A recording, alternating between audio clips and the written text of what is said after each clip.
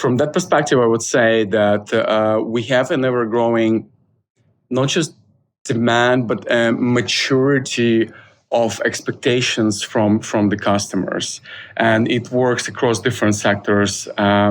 First of all, for quite a while, tech was driving improvements in speed of delivery, for instance. So at some point, especially pre-pandemic, people would expect that everything is delivered next day. Then they were expecting like that things should be delivered almost immediately, like within a couple of hours. And we've seen that with the food delivery sector, for instance, kind of like it's working out.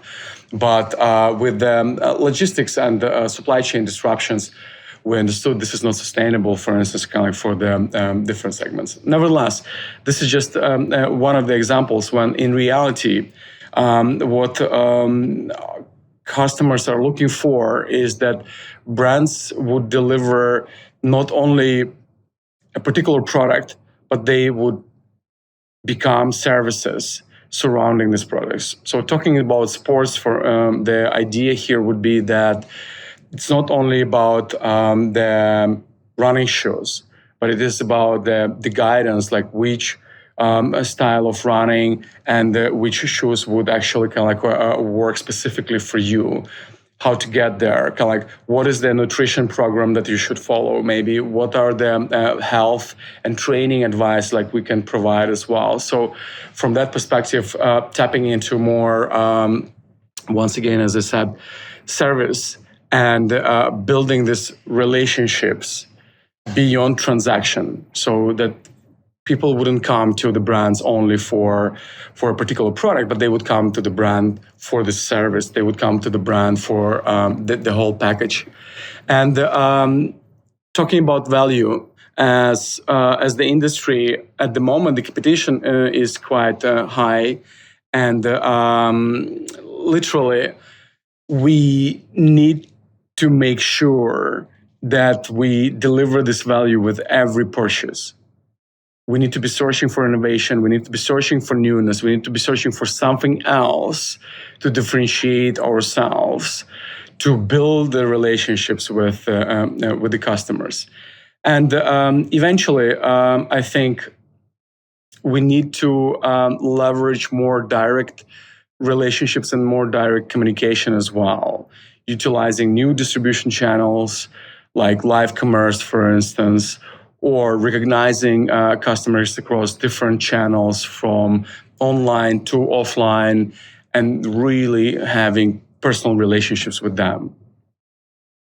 I would say that here I would differentiate what works for their organization or their team and what works on a personal level.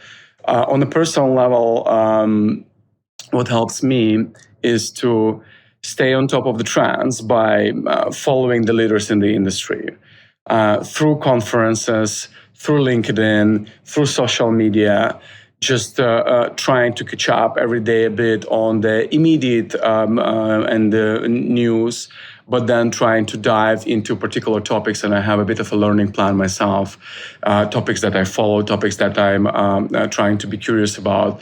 People around me as well aware what these topics are, and they would share and send articles, for instance, or point me out to the interesting podcasts or videos as well.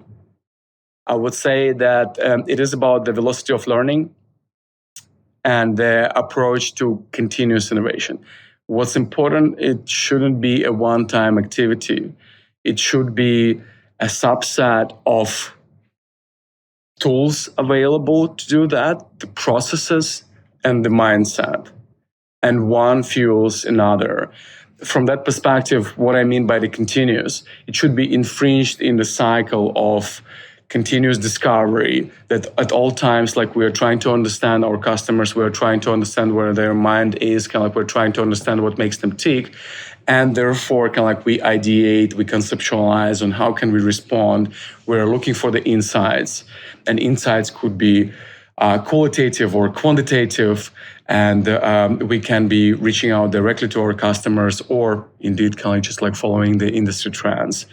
And of course, eventually, we build and experiment. And this is what brings the understanding, like what works specifically for us and for our customers, not just overall being a trend or a direction for the innovation within the industry or the world.